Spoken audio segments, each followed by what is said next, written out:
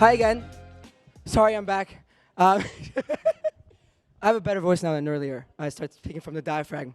It's really not much better. No. But everyone's been grilling me all day today, even the presenter. You heard that. Anyways, we're here today with an incredible crew, an incredible panel to talk about DAOs. Yay! Oh, Everybody. Is that all Paris has got? Yeah, down. Hey, Go. Everyone went out last night, you can tell. That's all DAOs have got. Anyways, so why don't we start by quick, maybe a little one-liner type of intro by everyone, what you know in the space, with regards to DAOs. You know what I mean? Let's start with Aubtoshi here. Oh, okay, we're just right in the middle. Hi, Right in the middle. I'm Aubtoshi. I'm with NounsDAO. I'm just gonna go ahead and give a little twirl here. These guys really take it all Okay. in. Okay. All right. This is what a premium sponsorship looks like in the NFT world, especially with NounsDAO. I am a thrice-funded builder within the ecosystem. That means NounsDAO has actually funded me to come and do my dream, which is to come here to NFT crypto conferences and travel the world and talk to people about NFTs. And I don't own a noun. So for entrepreneurs, this is huge, and I'm excited to jump into all of that during this talk. Wow. That's actually pretty sick and a great use case for DAOs, right? And so we're going to talk about that in a second as well. Let's go to John. Little intro here. All right, what's up, everybody? My name is Jonathan. I'm a co-founder of SuperRare. SuperRare is one of the earliest NFT art marketplaces on Ethereum. We're about 5 years old. And in 2021, we launched the SuperRare DAO. My background is kind of like spans between digital media and the arts and technology.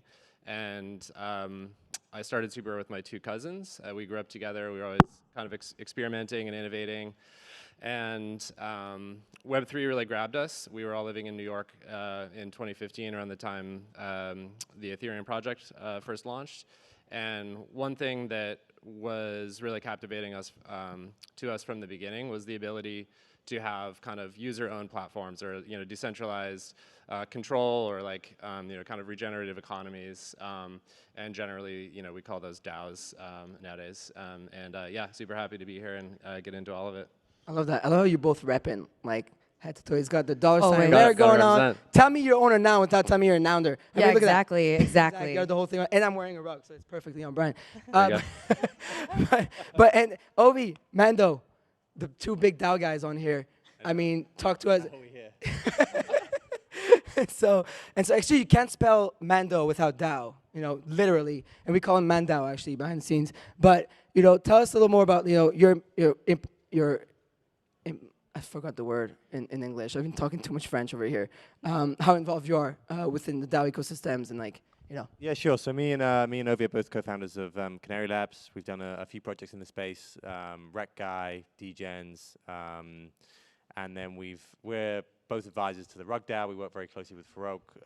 We're one of the biggest holders of Rug Radio assets, and also we're heavily involved in the ApeCoin DAO. So we have a lot of experience with like project DAOs more on the operational level, and then I guess management alongside for Rug DAO. Yeah, so actually, I'm going to go back to you all because I feel like there are a couple big misconceptions, right, when it comes to DAO. And I love that you said you're thrice founded creator, right, within DAOs. And a lot of people like to say that, oh, DAOs don't work, DAOs this, it's like preconceived misconceptions, I think. And that's because we haven't yet seen a few DAOs really work out within the NFT ecosystem. I think Nouns obviously is like the one that comes, like every time we talk about DAOs, you go, okay, NounsDAO, right? And so, but why is that? Like, can you talk to us about, how come Nouns, what has Nouns done to be able to do something, to be able to empower creators like yourself? Yep, I would say that there are two main things that are the reason that NounsDAO is, in my opinion, not just because I am with Nouns, and I'm technically not with Nouns in the sense of I'm not hired by them.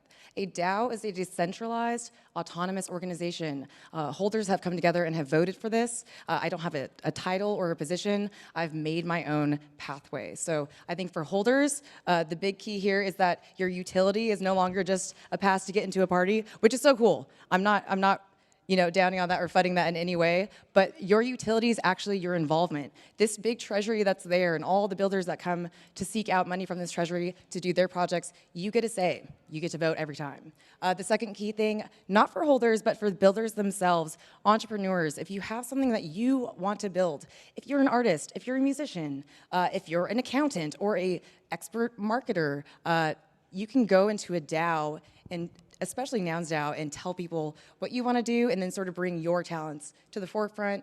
That's how they have such an expansive and unique group of builders. I think it's the one sentence you leave here with today, in your head, I just want you to know, is that NounsDAO funds builders.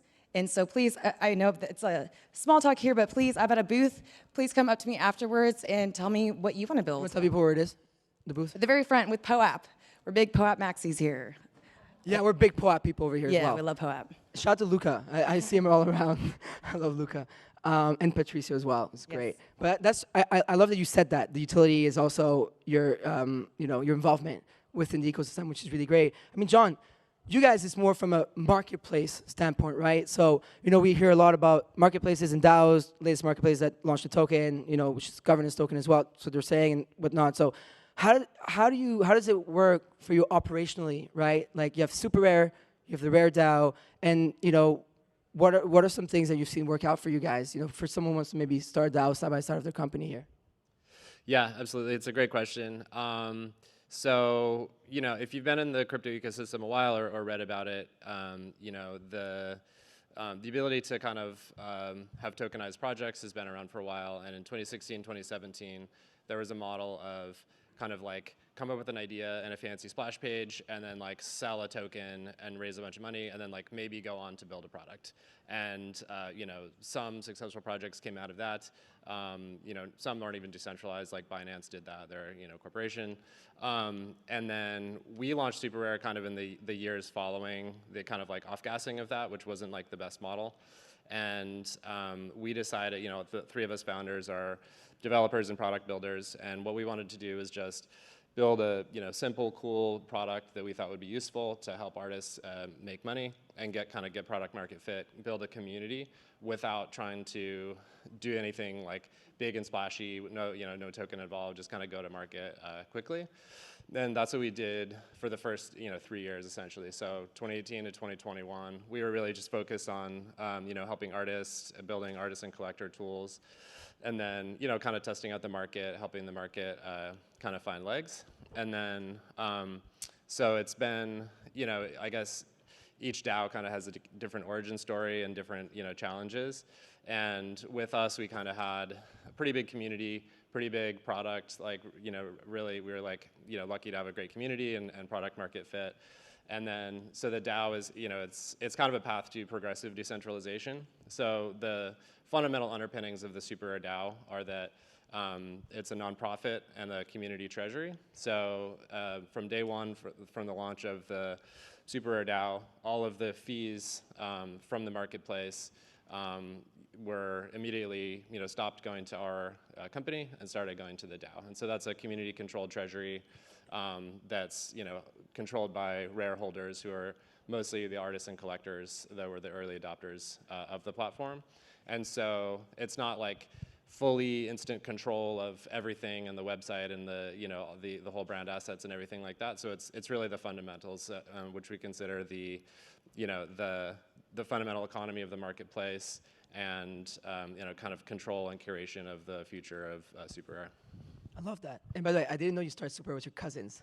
Yeah, yeah. So cool. Yeah, family startup. That's fun. Yeah, I love that, and early too. So congratulations on all that. Yeah, and honestly, like if it weren't for that, like I don't know, word to any future founders out there, like highly recommend starting something with people you love, even if you don't all have the right experience, because like you're gonna go through some shit together, and working with people that fire you up and you're really compatible with is pretty much everything. I love that. Speaking of people starting something people they love, I mean, you two quite love each other, and We're not a couple. That's just and so actually, I want to go to you, Ovi, because you've had some pushback with regards to DAOs. We obviously we co-host a show every morning together. We get to interact a lot. We're building the Rug DAO. It's very decentralized, autonomous. So the same way as you guys, like we're going the whole 9 years. We're going pretty the whole length. But always interesting, right? Because you come from an investment background and perspective, right? And you know there are a lot of DAOs that end up just whether being just group chats or whether it's just this, that, and then we haven't seen it like them build actual product, which is what you're talking about, John.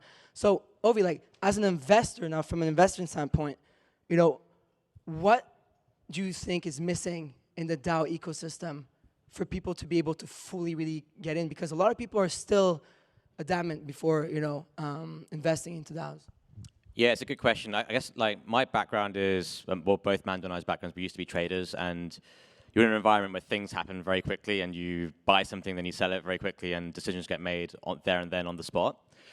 So, you know, when you move out of that world into a different space, you have to get used to different timelines and things taking a little bit longer. And I think sometimes the reservations that I've had with DAOs, and it depends on the purpose of the DAO. If the purpose of the DAO is to provide funding to artists and creators, and that's what it's there for, then you know it doesn't really matter if it takes a few weeks or a few months for decisions to get made. But if the purpose of the DAO is something like ApeCoin Foundation, or you know running a corporate, or running you know like a big organization where it's like, well, we need to get this thing done because this is preventing us from achieving like bigger goals that we want to get done sooner.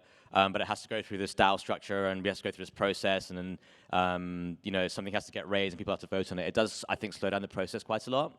So that's my first reservation for it in the context of organizational structures. The second reservation that I've had as well is, I think sometimes when you're in a DAO and there's not really one person calling the shots or two people calling the shots, and there's a bunch of different people, there's a human tendency to not take ownership of what's happening, or not take ownership of making decisions. And you know, I could be like, oh well, I'm kind of waiting for these guys to do something, and these guys like I'm kind of waiting for him to do something, and then things can often take a long time to get done, or get grouped, or get organized. And I guess that it kind of extends from the first point that I made. Like, I feel like sometimes in corporate structures, you just need decisions to get made quickly because a new piece of information has surfaced and you need to act quickly, and having a DAO structure in that situation can be limiting, I think.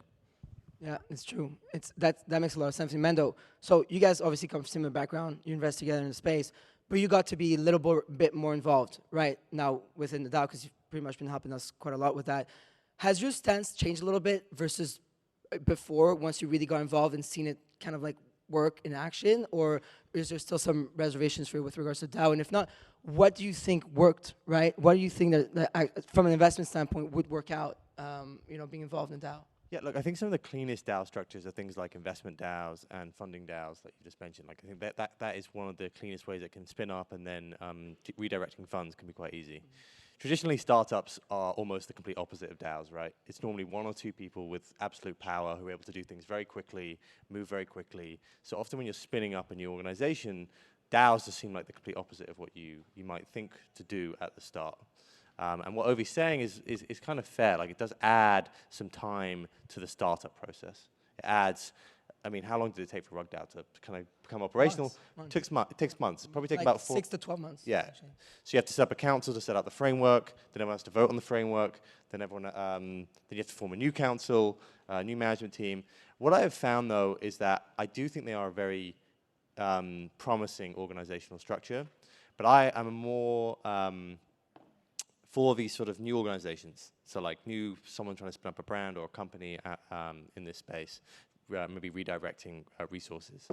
I think hybrid models are the ones I think are perhaps the strongest. You know, there's a centralized team that gets hired by the DAO to carry out the DAO operations. Yeah. It kind of replaces what Ovi was saying, in that the tragedy of the commons that you often see with these organizational structures, people do have responsibility then. You do have a management team, everyone gets hired. I think SuperRare's got something similar where you like the labs company gets hired by the DAO. And that's kind of what it is at Rug Radio, right? The core team, when the DAO was launched, officially after 6 months, the core team went under the DAO. So even the core team, like for the salaries, literally like everything is under management of the DAO. So now, I mean, now it's 12 months, 12 months on, maybe even slightly longer. You can see the benefits of it, because it does feel like a very equitable way to redirect resources. And you can still move relatively quickly if the centralized team are given autonomy to a certain extent.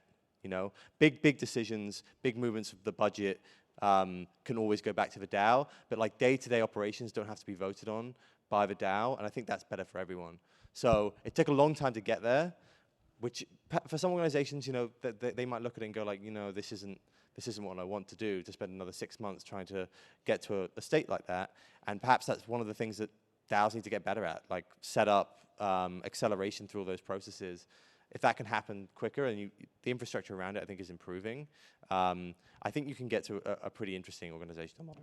Yeah, I'm so sorry. As soon as you guys were both talking about that, we did see that trend sort of with the nouns, that like we kind of need this money now, but that's how pods have started to form, and then these sub-DAOs. And so if I'm, you know, with, if I'm with 5 musicians within Nouns and we all found each other, we might make a music pod. NounsDAO formed from Nouns. Nars focuses only on professional athletes in extreme sports. Food Nouns was founded from NounsDAO and focuses only on food-related things like feeding people in Africa. And so we see these pods that come through where you no longer have to kind of wait for that proposal process. So I think that if you think about the proposal process, it's not just as an individual. You can come in with the community and say, hey, we want our pod to be funded 100 ETH. And then if the holders say yes, they're essentially entrusting you at that point to just manage that fund. Then people don't have to go through a proposal process to access those funds from you, or you just, they get to just ask you. That's actually how I was initially brought into Nouns. I had failed a proposal process 3 times. So just never give up, it's so real. And then I got one of the groups that was a pod and just could fund, sent me to NFT NYC, and I literally started with stickers, you guys. And I remember this. Yes, okay, well that's a good thing, so it worked. Thank you so much. Oh, yeah, it did. Got to start simple. Gotta start simple. So we went from stickers, and now we're full-blown going around, doing live video podcasts, showing people what this industry really looks like. I feel like the world needs to meet the people here. The people are all that matters. That's what's gonna make it not so scary for someone to enter this environment, because there's a lot of creative things happening, not just things around like these financial conversations and stuff too. So these pods formed by people are able to have sort of that non-timing structure that you guys are referencing. I think one of the best creations with regards to that of all DAOs that came out of Nouns is actually the prop house, which allows Prop house. right, like we adopted the prop house from Nouns directly into the Rug DAO, so it allows people to go and get rewarded directly and putting proposals through, and we can all vote on them. So I find that pretty cool. Yeah, I mean, I think it's a really good point, and you know, it's like a big surface area. The fact that governance, you know, slows down, and generally in software and crypto, you kind of need to move fast. And another thing that is problematic for a lot of these organizations is just low participation in governance. Like, how, you know, and it's the same in a democratic country. Like, how do you get people to care about showing up to the thing? Everyone wants the benefit without, you know, putting in the work. And so one area that we're super interested in is just trying to like gamify it or like make it more, you know, kind of social, make governance more social and engaging, even if it's like a bite-sized chunk. So, you know, I think the pods structure is a really good example of that, somewhat analogous to SuperRare spaces. So spaces are a new concept that was launched by the community along with the SuperRare DAO, and these are essentially like independently curated galleries within the SuperRare ecosystem. And so while there is a framework of governance, kind of, you know, similar to Nouns, where you can make a proposal of any kind, whether it's, you know, to allocate funds to something, and that's kind of a more, you know, dry and longer term, more bureaucratic sort of internet governance thing. We also launched the Space Race, which is this, you know, kind of like event-driven, social, gamified voting experience that where the, you know, the community elects these galleries to SuperRare, and that's like, you know, it's a toehold in, you know, gamifying governance, making it fun and social. And there's actually one live right now. If you guys go check out SuperRare, and you know, you can go to Twitter, and there's galleries in Paris. Where do we find that? What's that? Where do we find that? You can go to the website. Yeah, spacerace.superrare.com. And you know, so there's, you know, galleries and artists and people trying to win right now, you know, kind of tweeting about the space race. So it kind of makes it, you know, more about the art, more about the community, rather than like just people debating stuff in like a forum. I love that. This is where we go. So, when rektguy. Yeah, one rektguy, guys. That's it. You should be convinced by now. You're in presence of DAO greatness. It would truly be in fashion for it, because we would get wrecked by not getting things done. But that's the beauty of a DAO. You don't have to just get things done just by yourself. true, There's a that's whole true. community there. of I people. also think there's a progression here. Like, you don't always have to start with a DAO. Like, as I've just said, because it can often slow down a startup process, we can bring in a DAO in maybe a few years. You know, if we feel as though the community becomes sufficiently decentralized and the brand becomes, you know, sufficiently decentralized, then yeah, like we'll bring in something like that. But I think at the start, the community's actually perhaps enjoyed the fact that we have like centralized control of it, and then, you know, as it grows, then we can move to something like that. I call it just progressive decentralization. So over time, it's kind of like how we're doing it. Like Yeah. as you go, our goal is within 5 years to be like fully decentralized properly. And as you go, you just slowly remove the single point of failure.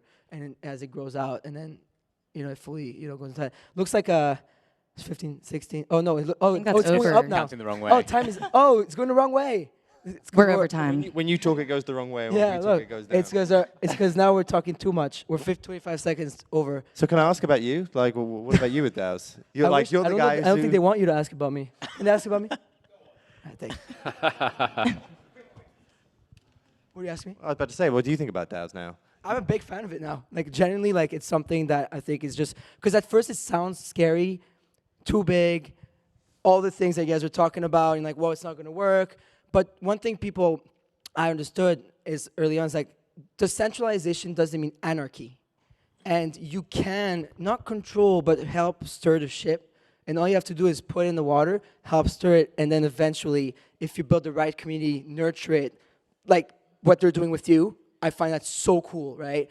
And so if now imagine you end up with 500 of those, right? And then it slowly builds up and becomes fully decentralized. I've just grown to just absolutely love the model that we're building. I think it's more fun. It's like building a company, but on steroids. It's like now you have the network effect, the power of hundreds of people, thousands of people online. They're going to come and help build a brand. How many people, like when you're rocking, let's say Nikes, you're technically speaking, you're all helping build that one brand. But what if you actually had a say in control over what the brand's direction is, or where it goes, or who it empowers? So to me, this space is highly about empowerment. And if you manage to put the power in the right hands and empower the right creators, just like they did with you, just like we did Rug Radio with all of our creators, or about 50 plus creators now, over 30 shows, I think that it's a good way it's the proper way to actually build that. And that doesn't mean that everything needs to be a DAO, right? But I do think that a lot of things can be DAOs. And it's something, I wouldn't sleep on it, because we saw NFTs pop in 2021. Obviously, it was DeFi, the cycle before. You know, I wouldn't be surprised if the next runaround is going to be proper DAOs, you know, formed and funded by incredible teams. And it's not just going to be NounsDAO or RareDAO or RugDAO. It's going to be hundreds of them, thousands of them that are actually going to properly be functioning. So very excited about the future of that. Oh, I'm supposed to keep moderating. And then now, with that, we're quite over. Any last word from y'all? Anything you want to say? I do want to say Take it that home. I have a proposal round open for NFT pairs attendees only. Find me afterwards. We're giving someone $5,000 to do what I did, which is start spreading down somehow. I did with stickers. I don't know how you're going to do it, but I'd love to hear your idea. There's only 3 proposals in there so far, so the chances are pretty high if you submit one. I'm just saying. Find me at the booth with POAP. I'd love to talk to you guys more about that. Wow. That's, Awesome. Oh, Yes. Thank you. That's All fire. John? Yeah, so my call out, as I mentioned, there's a SuperRare Space Race Live. So again, this is the birth of a whole ecosystem of independent galleries built on the SuperRare protocol. And the vote is live now, and just, you know, if anyone is interested in art or, you know, up-and-coming artists, go check out the current space race. There's about 30 spaces that have been brought online over the past year, and it's the burgeoning art ecosystem on SuperRare. Thank you. I would ask you for last words, but we hear of you guys and me too much on Twitter Don't need Spaces more at from this me. stage. So with that, thank you very much, everyone. Thank you, guys.